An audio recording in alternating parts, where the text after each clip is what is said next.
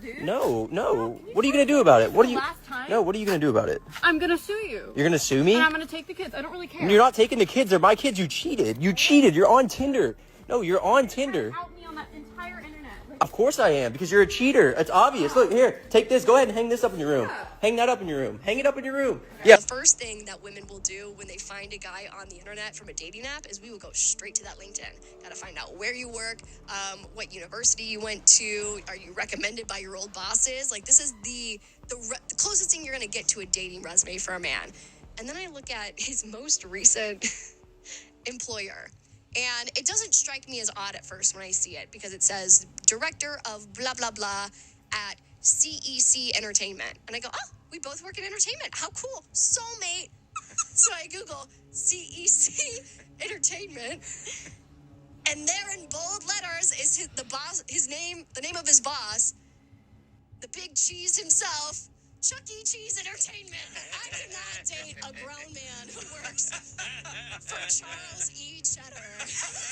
I have two things to say about this. Number one, I don't think a lot of women realize how disappointing it is for men to hear stories like this. Because in this particular instance, this woman is talking about her dating mindset, which is very much focused on a list of his qualifications. It's all about what he can bring to the table and nothing about him as a person. In today's world, most men feel like the love that they receive is based on what they can provide, right? It's only conditional. Hearing stories like this, hearing a woman's mindset when it comes to dating, it only reinforces that. The second thing I want to say is that this is the type of woman that will remain single for a very, very long time. Because that man, he might make more than 90% of men out there. But she disqualifies him based on her own assumptions, which I think is her problem. That man clearly dodged a bullet.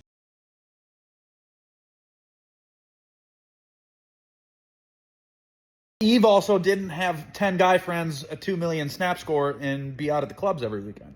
Now did she? Whatever.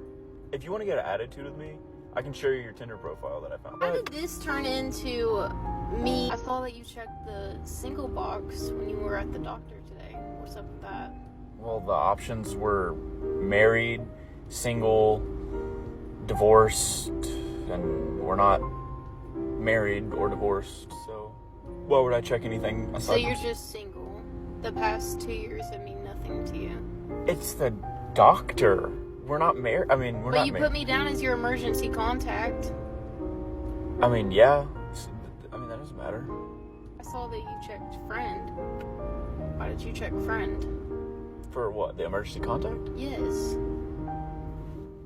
The option was parent, spouse, child, grandparent, or friend. I mean, we're not married, so you're not spouse, and you're not my mom. So I just mean nothing to you. I'm just... It literally has nothing to do with, like, our relationship. I was at the doctor, and that was the only box that it fit in. Whatever. If you want to get an attitude with me, I can show you your Tinder profile that I found. How did this turn into me having a Tinder profile? I was asking you why you checked single at the doctor. Because you're trying to start an argument for no reason. On I've been sitting on that for about a month and a half, trying to figure out when I should bring it up. You have nothing to say for yourself? No. Besides, I'm not talking about this. I tried to ask you something, and then you turned around on me. So, no. I have nothing to say. Are you... In her mind, it's unacceptable that he checked single in the doctor's office, but it's perfectly okay for her to cheat on him. However, this guy needs to grow a backbone and break up with her for cheating, rather than arguing with her over which boxes he's allowed to tick. If men didn't exist, the world would be perfect. It would be pretty calm and peaceful. Calm and peaceful. Yeah, that's 2 words for how it could be, but I have a better 2 words for how it would most likely be. Chaos and pandemonium. For without men to complain about, most women would just most likely turn on each other. Men ruin everything. Do they? Well, without men, most of the world's infrastructures would actually fail to exist because there's not a lot of women that are willing to actually put forth the work and physical labor that would be required to maintain everything that we've become accustomed to. Like, just imagine a life without men. That would be a dream come true. Yeah. Let's just take a moment and think about what a world would look like completely and only populated by women. Yeah, it really doesn't seem so much like a dream world. It actually more closely resembles something like a nightmare. What's funny is we actually have an example of this with the women-only island in Finland. However, don't let the name of the island fool you, because to the surprise of no one, the people who both built and maintain the island are men. Excuse me, ma'am. You happen to be going to Cleveland? Yes, I am. Please don't misunderstand me, but are you married? No, I'm not. Why do you ask? Well, this airline has a vacation special for married couples, and I thought that if we were to pretend that, we were married, traveling together, we could save some money. I never thought of that. Yeah. I've seen the movie on this flight anyway, so they're already ahead of me. It's not really cheating. Okay, what do I do? Just act natural.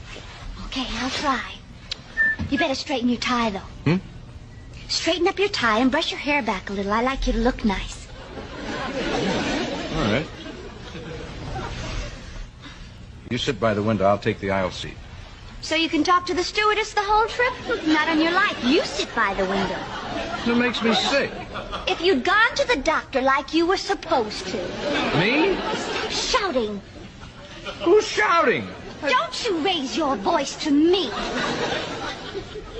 Please, Mildred. Mildred. Mildred. Can't even remember my name. Hello. Hi, can I speak to Douglas? This is Douglas. Hey, Doug. This is Jubal from Brook and Jubal in the Morning. How are you? My name's Douglas. Who's this? This is Jubal from Brook and Jubal in the Morning. Okay, who are you? I host a radio show called Brook and Jubal in the Morning. My name is Jubal. What do you need from me? Well, I wanted to talk to you about a friend of ours who you know. Okay. Okay.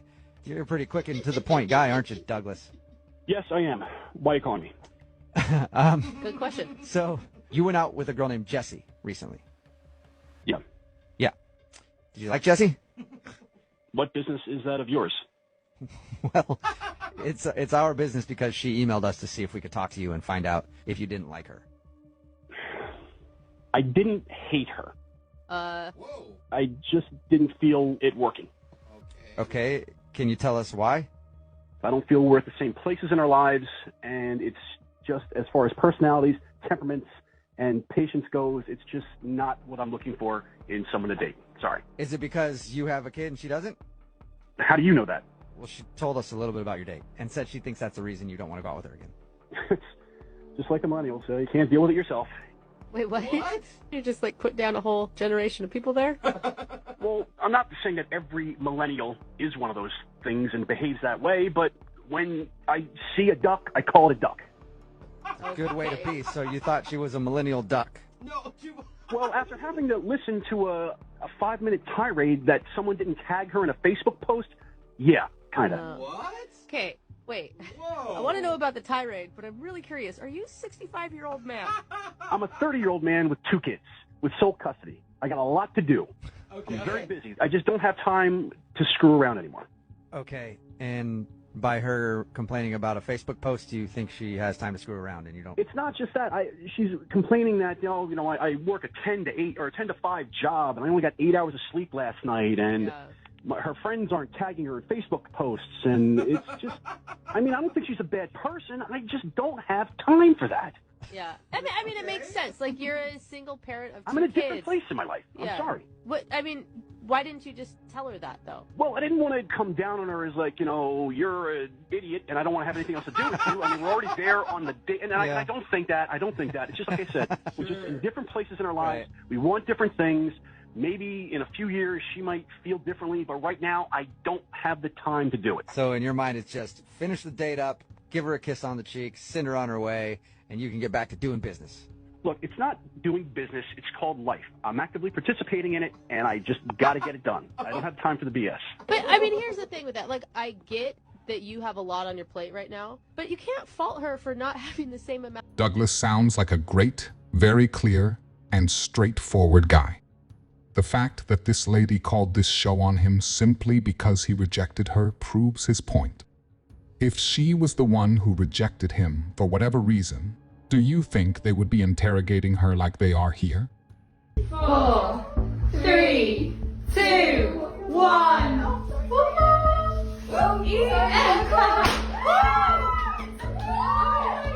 This gender reveal is about to end in tears. Yeah, just bit emotional, but there you go. After the father-to-be picks the worst possible time for this conversation. It's great, but the baby might not be tonight. Are you joking? Does look like I'm joking. I'll be joking. No, I'm not joking, am I? What's that? I don't make a joke at a time like this. Something wasn't adding up with the timeline of her pregnancy. You know, why would you joke about something important like this? So, I don't, yeah. What's happened? It's hard, baby. We've been together for 5 years. She's thrown away 5 years of their relationship, and he's exposing the truth in front of her whole family. Well, like 9 months ago, we weren't sleeping together, so the baby isn't mine. It can't be. I worked it out. I was working out in my head today and thought, this baby can't be mine. I'm so sorry about this. It's been eating away at me for the last 2 or 3 months, so I'm sorry to... Can we have this conversation in private? He clearly wanted her to feel the impact this has had on him, but is he in the wrong for doing it this way? It's been eating away at me, sorry, but it's been eating away at me, so I'd rather have it now. Well, what do you want to know? What do you want to have it out now? Like, we're literally having a boy together. I've only been with you. The pressure's building up, but I just wanted to say, because I don't want to go any further than John, this little I think this farce. conversation needs to stop. So are you okay? I mean, I'm still expecting. No, I didn't expect it either. Neither did I, you know, so... He's got his perfect revenge, but at what cost? We're engaged as well.